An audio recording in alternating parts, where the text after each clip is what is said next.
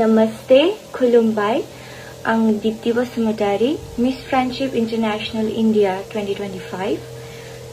नोंथांमोना मिथिखागौ जानो हागौ जे आङो Miss Friendship International 2025 पेजेन्टनि कम्पिटिशनाव आङो बाहागो लाफैदों आरो बे बादायलायनाया जोंनिया चाइना हादराव जागासिनो दा दिनै फैनानै जोंहा 12 डेज जाफैबाय आरो आङो जोबोद गोजोननाय मोनदों मानो होनबा नोंथांमोना आंखौ जोबोद सापर्ट खालामगासिनो आङो गोबांथार नुनो मोनदों गोबांथार निउज चेनेल गोबांथार मीडिया चेनेल गोबांथार मानसिफोरा गावबागावनि प्रफाइलाव आंनि पिक्चारखौ होनानै शेयार खालामगासिनो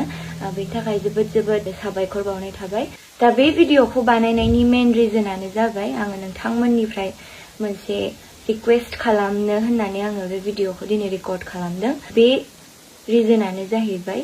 जोंहा मैयानिफ्राय voting स्टार्ट जाबाय आरो बे votingनि मेन टाइटेलानो जाहैबाय पिपल्स चॉइस टाइटेल दा बे टाइटेला पिपल्स चॉइस टाइटेला बेनो जे बेयावहाय सासेल' देरहानो हागोन आरो बेयाव देरहायोब्ला जोङो टप 10 आव डाइरेक्ट एन्ट्रि मोनगोन आरो टप 10 थांनाय होनोब्ला डाइरेक्ट जोङो देरहानायानोखा मानो होनबा टप 10 आवहाय सासेल' विनार थागोन नाथाय टप 9 आ रानार्स आप जागोन दा टप 10 आव थांनो हानाया जोबोद गोग्गाथाव खोथा जागोन दा बेनि थाखायनो आं नोंथांमोननिफ्राय आखाइ खबजबनानै आंनो भट होगोन होननानै आं मिजिंथिनाय जाबाय आरो आङो मोनसे गुरै खावलायनाय आङो निमाहा बिनाय थाबाय मानो होनोब्ला आङो दिनै नोंथांमोननिफ्राय भटनि थाखाय आङो रिक्वेस्ट खालामदों नाथाय आङो दिनै आंनि गाननाय जोमनाय बा आंनि हारिनि मोनसेबो सिनखौ लाफानो हायाखै मानो होनोब्ला जोङो गुबुन सिटिनिफ्राय दा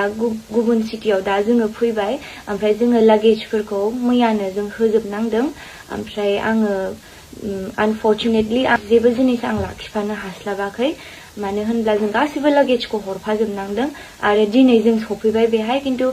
दाबो माने लागेजआ दासिमबो सफैयाखै जोंनिया दा बेनि थाखायनो आं निमाहा बिबाय नाथाय आङो दिनै आङो सासे गामिनि बर' फिसा जानानै बर' बिमानि फिसा जानानै बड'लेण्डआव जोनोम मोननानै आङो बड'लेण्डखौ आंनि आसामखौ आंनि भारतखौ आङो बेयावहाय आङो दिन्थिफैनो थाखाय खाबु मोनदों गोबांथार मुलुगनाङारि आइजोफोरनि गेजेराव सासे आंबो इण्डियानि जानानै फैनो हादों दा बेनि थाखायनो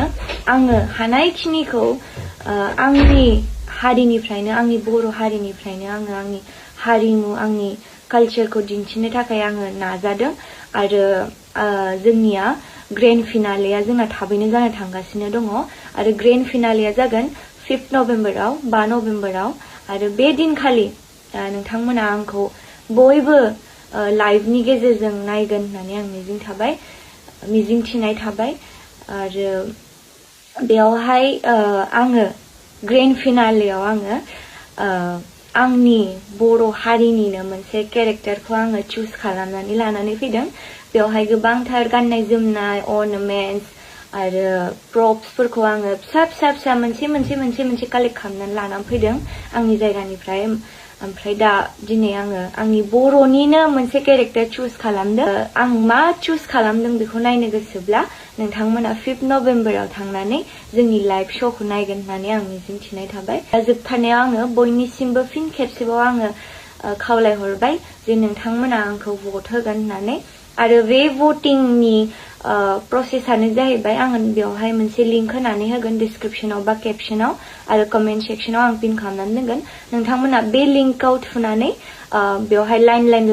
माने फैगोन गासैनिबो प्रफाइला नोंथांमोना स्वाइप आप खालामनानै आंनि प्रफाइलखौ नागिरनानै मोनसे भट बाटन दङ बे भट बाटनाव थुनानै जाहाथे नोंथांमोना बेवहाय